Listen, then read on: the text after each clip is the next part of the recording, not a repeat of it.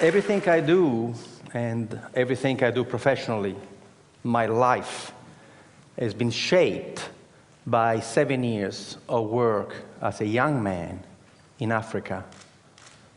From 1971 to 1977, I look young, but I'm not. I worked in Zambia, Kenya, Ivory Coast, Algeria, Somalia, in projects of technical cooperation with African countries. I worked for an Italian NGO. And every single project that we set up in Africa failed. And I was distraught. I thought, age 21, that we Italians were good people and we were doing good work in Africa. Instead, everything we touched, we killed.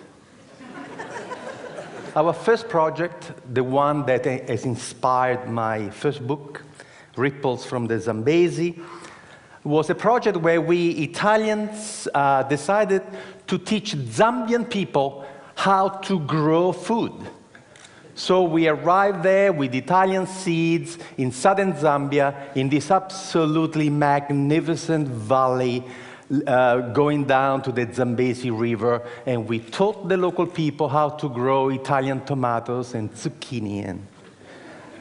And of course, the local people had absolutely no interest in doing that, so we paid them to come and work, and sometimes they would show up. And we were amazed that the local people in such fertile valley would not have any agriculture. But instead of asking them how come they were not growing anything, we simply said, thank God we're here. Just in the nick of time to save the Zambian people from starvation. And of course, everything in Africa grew beautifully, and we had these magnificent tomatoes. In Italy, a tomato will grow to this size, in Zambia, to this size. And we could not believe. And we were telling the Zambians, look how easy agriculture is. When the tomatoes were nice and ripe and red, overnight, some 200 hippos came out from the river and they ate everything. And we said to the Zambians, my God, the hippos!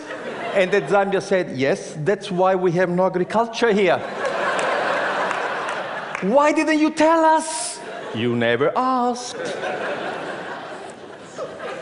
I thought it was only us Italians blundering around Africa, but then I saw what the Americans were doing, what the English were doing, what the French were doing, and after seeing what they were doing, I became quite proud of our project in Zambia, because you see, at least we fed the hippos.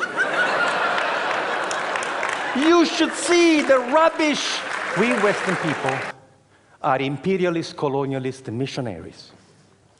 And there are only two ways we deal with people. We either patronize them, or we are paternalistic. The two words come from the Latin root pater, which means father, but they mean two different things. Paternalistic, I treat anybody from a different culture as if they were my children. I love you so much. Patronizing, I treat everybody from another culture as if they were my servants. That's why the white people in Africa are called Bwana, boss. The first principle of aid is respect. So what you do, you shut up, you never arrive in a community with any ideas, and you sit with the local people. We don't work from offices. We meet at the cafe, we meet at the pub. We have zero infrastructure. How can you do that?